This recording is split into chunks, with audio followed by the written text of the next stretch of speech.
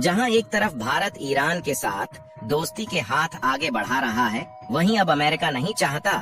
कि भारत दोबारा से ईरान के साथ हाथ मिलाए और वहां से सस्ते दामों में कच्चा तेल और नेचुरल गैस खरीदें, क्योंकि साल 2019 में यूनाइटेड स्टेट के द्वारा ईरान पर प्रतिबंध लगा दिया गया कि वह भारत को क्रूड ऑयल एक्सपोर्ट ना करे। लेकिन यह प्रतिबंध केवल 5 साल के लिए ही लगाया गया था और अब यूनाइटेड स्टेट में फिर से इलेक्शन होने जा रहा है, जिससे यह प्रतिबंध इस समय पूरी तरह से हटा दिया गया है। लेकिन अब जब भारत ईरान की ओर अपने पैर आगे बढ़ा रहा है, तो अमेरिका ने ईरान के ऊपर मिसाइलों द्वारा अटैक करना शुरू कर दिया, जिससे वह डर जाए और भारत से दोस्ती का हाथ पीछे खींच ले, जिसके लिए अमेरिका के द्वारा सीरिया और इराक में मौजूद सभी ईरानी ठिकानों पर मिसाइलों द्वारा अटैक किया जा रहा है। पूरी डेवलपमेंट क्या है इस वीडियो में समझते हैं, लेकिन वीडियो में आगे बढ़ने से पहले इस वीडियो को एक लाइक जरूर करें, क्योंकि भारत दोबारा से 5 साल बाद ईरान के साथ अपने पुराने रिलेशंस को बढ़ाने जा रहा है। और चैनल को भी सब्सक्राइब जरूर करें, जिससे हमारे चैनल की नई वीडियो सबसे पहले आपको मिल सके। अगर देखा जाए तो इस समय भारत क्रूड ऑयल यानी कि कच्चे तेल और नेचुरल गैस की आपूर्ति के लिए दूसरे देशों पर डिपेंडेंट है, जिसमें हम लगभग 85% कच्चा तेल और नेचुरल गैस का 50% हिस्सा दूसरे देशों से इंपोर्ट करते हैं, जिसके लिए मेजरली कतर, रसिया और यूएई जैसे देशों से भारत में क्रूड ऑयल और नेचुरल गैस इंपोर्ट किया जाता है। और भारत के इसी मजबूरी का फायदा ये देश अभी तक उठाते आ रहे थे, जिससे कच्चे तेल और नेचुरल गैस की इंपोर्ट के लिए भारत को हाई कास्ट चुकाना पड़ता था। और इसीलिए भारत में डीजल और पेट्रोल के दाम साल 2019 के बाद से अभी तक कम नहीं हुए हैं। लेकिन अब फाइनली ईरान के ऊपर से अमेरिका द्वारा लगाया गया सेक्शंस हटा लिया गया है, जिससे हम दोबारा ईरान से क्रूड ऑयल और नेचुरल गैस इंपोर्ट करने वाले हैं,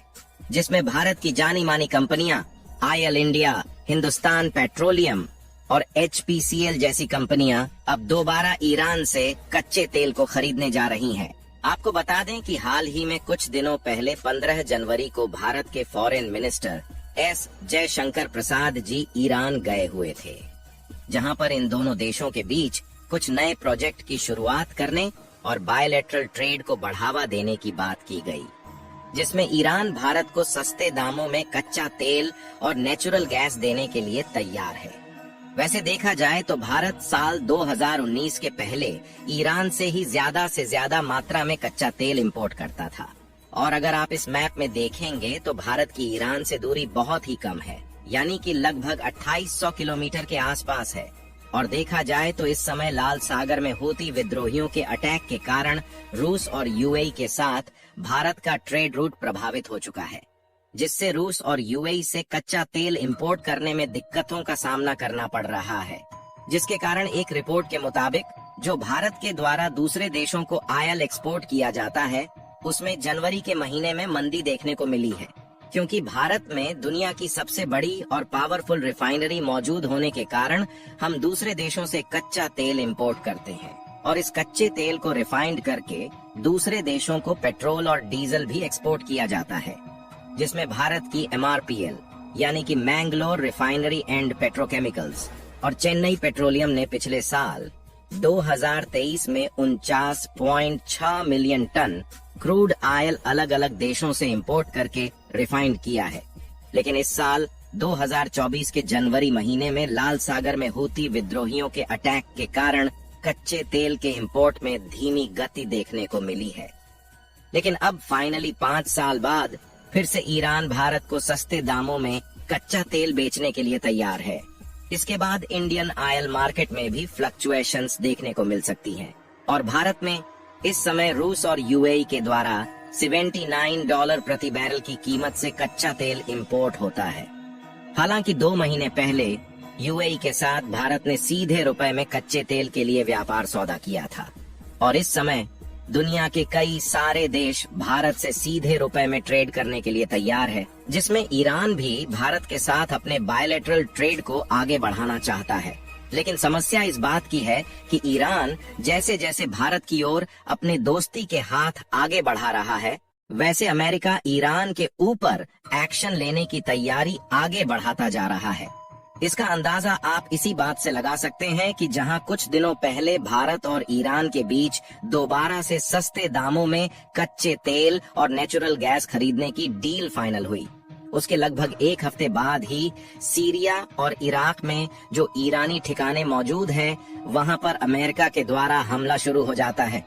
यानी कि देखा जाए तो जिस तेजी के साथ भारत की इकोनॉमी आगे बढ़ रही है,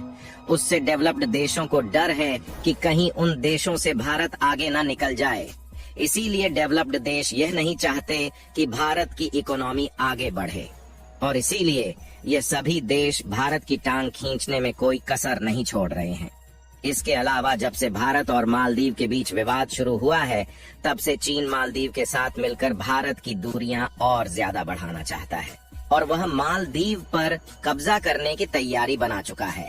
जिसके लिए चीन के द्वारा मालदीव जासूसी जहाज भेजा जा रहा है। हालांकि चीन के द्वारा मालदीव भेजा गया जासूसी जहाज कुछ दिनों में पहुंचेगा, लेकिन उससे पहले भारत में श्रीलंका ने अपनी पनडुब्बी को तैनात कर दिया है। यही नहीं, भारत और श्रीलंका के द्वारा चीन के द्वारा भेजे जा रहे जासूसी जहाज पर कड़ी नजर रखी जा रही है, जिससे चीन का जासूसी जहाज मालदीव के साथ मिलकर भारत के खिलाफ कोई खिचड़ी ना पका सके। अगर ईरान और भारत के रिलेशन को देखा जाए तो ईरान और भारत के रिलेशंस पहले से भी काफी अच्छे रहे हैं, जिसमें भारत और ईरान के बीच पिछले साल 2023 में $2.3 बिलियन का बायलैटरल ट्रेड हुआ है। भारत के द्वारा ईरान को किए जाने वाले एक्सपोर्ट को देखा जाए तो भारत ने ईरान को बासमती चावल, चीनी, चाय और फ्रेश फ्रूट्स जैसे फूड प्रोडक्ट का एक्सपोर्ट किया है, क्योंकि ईरान जैसे पेट्रोलियम कंट्री में फूड प्रोडक्ट बहुत ही कम मात्रा में प्रोड्यूस होता है, जिसके लिए यह देश मेजरली भारत से खाने पीने के आइटम्स सोर्स करते हैं। वैसे ईरान और भारत के बायलैटरल ट्रेड को देखा जाए तो साल 2019 की तुलना में बहुत ही कम है, क्योंकि साल 2019 के पहले भारत और ईरान का बायलैटरल ट्रेड लगभग $6 बिलियन पर ईयर के करीब था। पिछले 5 सालों में भले ही ईरान के द्वारा भारत में पेट्रोलियम प्रोडक्ट इंपोर्ट नहीं किया गया है, लेकिन भारत के द्वारा ईरान को किए जाने वाला एक्सपोर्ट बिल्कुल भी प्रभावित नहीं हुआ। और आप इसी से अंदाजा लगा सकते हैं कि अमेरिका चाहे कितनी भी कोशिश क्यों न कर ले, भारत और ईरान की दोस्ती को कमजोर नहीं किया जा सकता। अभी तो केवल सीरिया और इराक में ही ईरान के ठिकानों पर अमेरिका ने हमला किया है,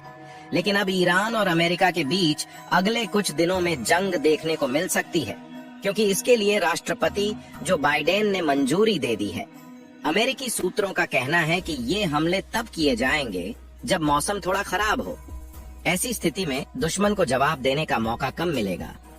हालांकि यह भी ध्यान रखना होगा कि मौसम इतना भी खराब न हो कि वह उल्टा ही नुकसान कर जाए, और ऐसा इसलिए क्योंकि पिछले कुछ समय से जो बाइडेन गहरे दबाव में हैं, उनसे ईरान पर एक्शन लेने की मांग की जा रही है। बाकी आपको क्या लगता है कि ईरान और अमेरिका के बीच का यह युद्ध जल्द ही शांत होगा या नहीं? अपनी राय कमेंट में जरूर बताएं, क्योंकि अमेरिका का यह कहना है कि ईरान पर हमला करने के लिए उस पर दबाव डाला जा रहा है, और भारत दोबारा से ईरान के साथ बायलैटरल ट्रेड को बढ़ाने जा रहा है। उसके लिए इस वीडियो को एक लाइक जरूर करें और अपने मित्रों तक शेयर करें, ताकि उन्हें भी जानकारी मिल सके, और चैनल को भी सब्सक्राइब जरूर कीजिए, जिससे हमारे चैनल की नई वीडियो सबसे पहले आपको मिल सके।